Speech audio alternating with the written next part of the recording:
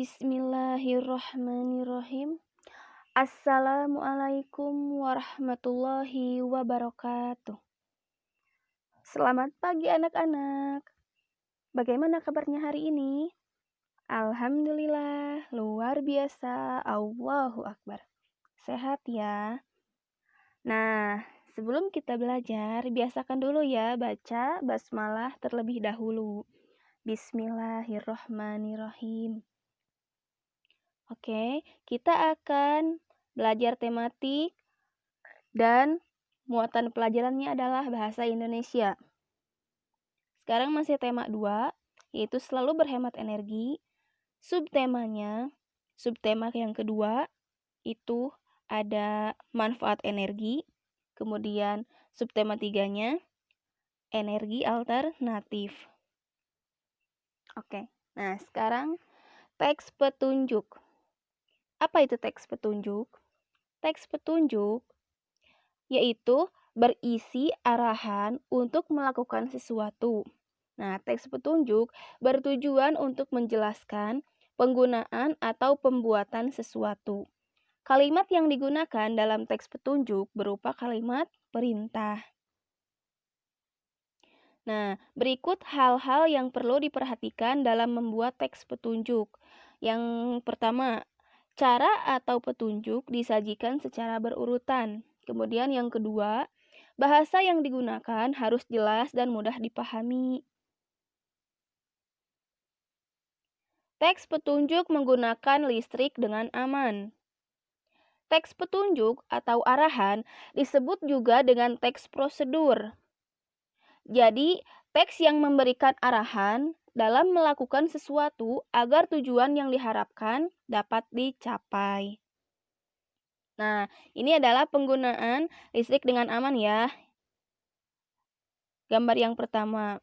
Sedangkan gambar yang kedua, ini itu contoh pengguna listrik yang nggak aman. Ini itu sangat beresiko. Bisa aja suatu waktu ada konsleting listrik ataupun terjadi kebakaran. Nah, ini adalah perbedaan penggunaan listrik yang aman dan juga yang tidak aman.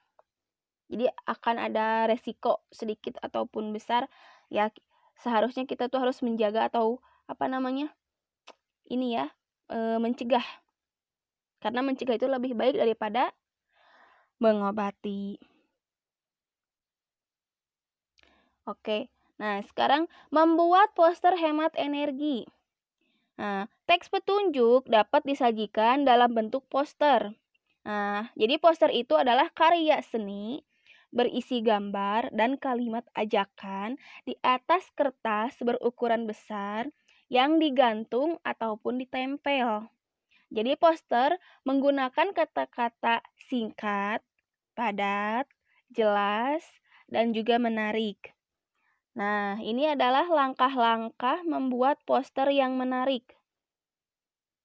Pertama, poster sebaiknya berwarna cerah karena akan menarik perhatian untuk membacanya. Kemudian, gambar atau tulisan dibuat sesuai tema dan ukuran poster. Yang ketiga, tulisan dibuat dengan kalimat efektif, singkat, dan juga jelas. Nah, sekarang mengampanyekan isi poster. Nah, kalian sudah mengetahui kan cara membuat poster? Nah, jadi poster itu akan lebih menarik jika terdapat gambar berwarna.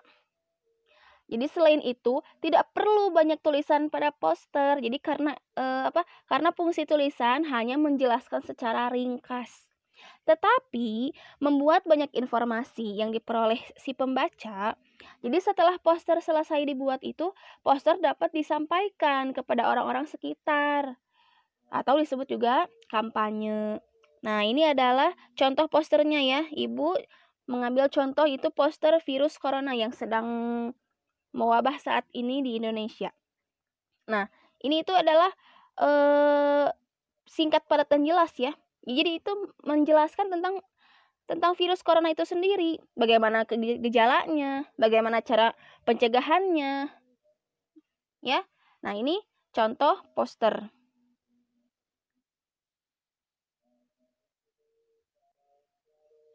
Berikut cara mengampanyekan isi poster dengan baik.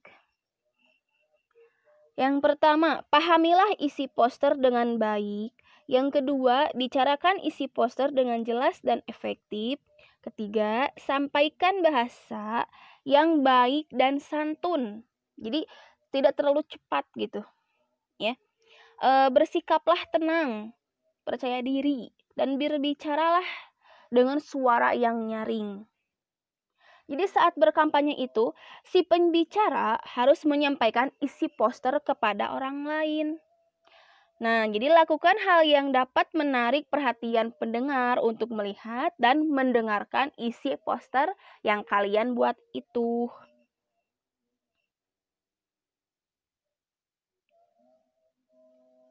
Ini adalah teks petunjuk membuat kincir angin kertas. Nah, jadi kita itu dapat memanfaatkan sumber energi alternatif seperti matahari, angin, dan tumbuhan. Nah, sebagai energi alternatif, angin dapat menggerakkan kincir angin. Nah, ini adalah salah satu contoh kincir angin kertas ya. Nah, ini itu kincir angin kertas ya. Pembuatannya, langkah yang pertama. Jadi kalian itu siapkan dulu kertas lipat ya.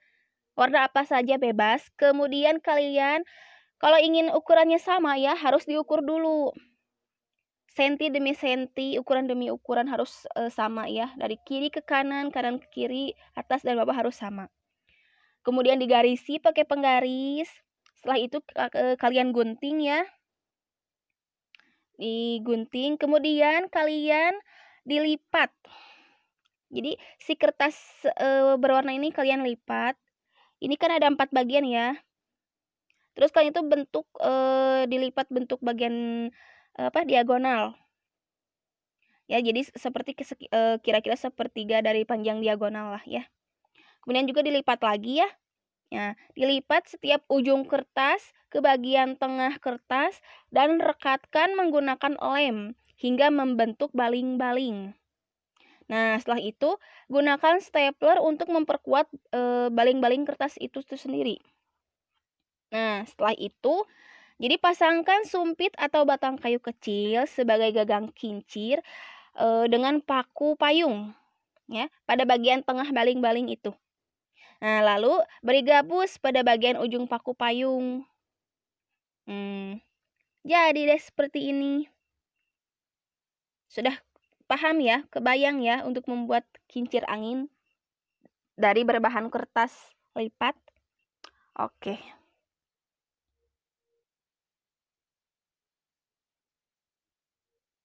Teks petunjuk dalam membentuk poster. Teks petunjuk dapat dibuat dalam bentuk poster. Jadi poster itu berisi ajakan yang biasanya dipasang di tempat umum. Nah, ini adalah langkah-langkah membuat poster petunjuk hemat energi. Yang pertama, tentukan isi poster sesuai dengan tema menghemat energi. Kedua, siapkan kertas berwarna, karton, spidol warna, dan hiasan berupa gambar. Ketiga, gunakan bahasa yang santun dan juga menarik. Keempat, tulislah teks petunjuk menggunakan spidol warna agar lebih menarik. Nah, sekarang gagasan pokok dan juga pendukung pada teks petunjuk. Salah satu tumbuhan yang dapat dijadikan sebagai sumber energi alternatif adalah buah lemon. Buah lemon mengandung elektrolit yang dapat menghasilkan listrik. Lemon.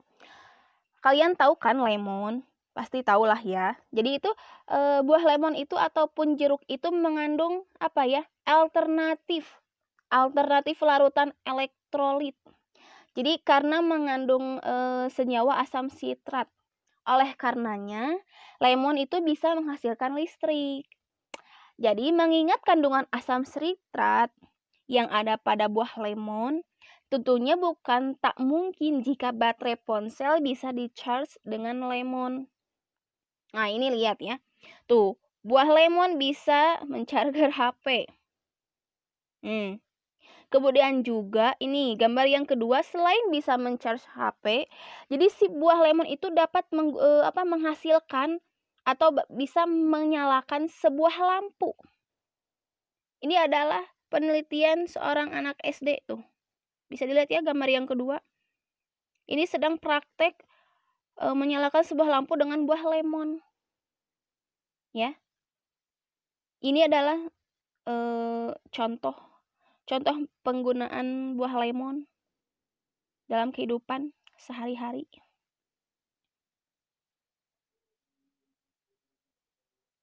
Oke.